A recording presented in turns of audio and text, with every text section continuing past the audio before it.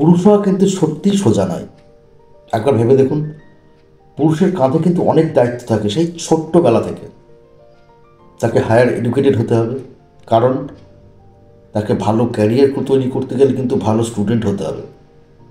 তারপর যখন ভালো ক্যারিয়ার তৈরি হলো, তখন তাকে ব্যাংক ব্যালেন্স তৈরি করতে হবে, কারণ তার ফিউচারে তার পরিবার আসবে, তার জীবনে নতুন একটা অতিথি আসবে, সেইটাকে তার দায়িত্ব নিতে হবে। পুরুষ সেটাও মেনে নিচ্ছে।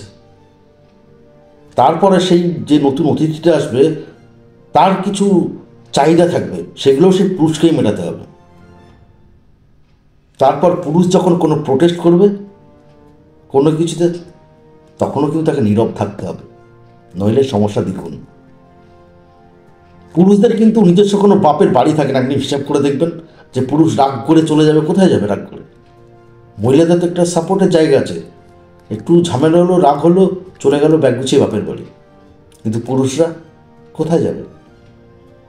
পুরুষদের একটাই অস্ত্র, নীরব থাকা। তাই পুরুষ হওয়া সত্যি সহজ নয়। একবার ঠান্ডা মাথায় ভেবে দেখো, পুরুষ হওয়া কি সত্যি সহজ?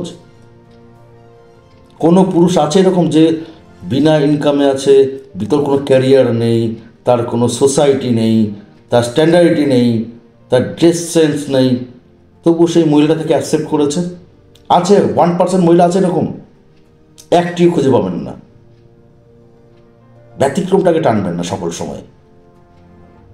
আপনি একটা ভেবে দেখুন কথাটাকে, যে পুরুষরা শুধুমাত্র নীরবে কাঁদতে পারে, সে নিজের উপর নিজের ক্ষোভ প্রকাশ করতে পারে, শেষ পর্যন্ত সহ্য না হলে সুসাইড করতে পারে, বাট সে কিন্তু মুখ খুলে সবসময় তার অন্যায়ের প্রতিবাদ করতে পারে না, বা সে সবসময় তার চাহিদার কথা মুখ ফুটে তার সামনের ব্যক্তিটাকে বলতে পারে না।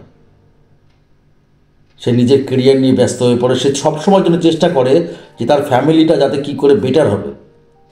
একের পর এক দায়িত্ব তার ঘাড়ে যখন চলে আসে, দিনের পর দিন, শৈশবে পড়াশুনো, তারপর ক্যারিয়ার, তারপর তার নিজের ফ্যামিলি, সবারই দায়িত্ব তার ঘাড়ে পড়ে যায়।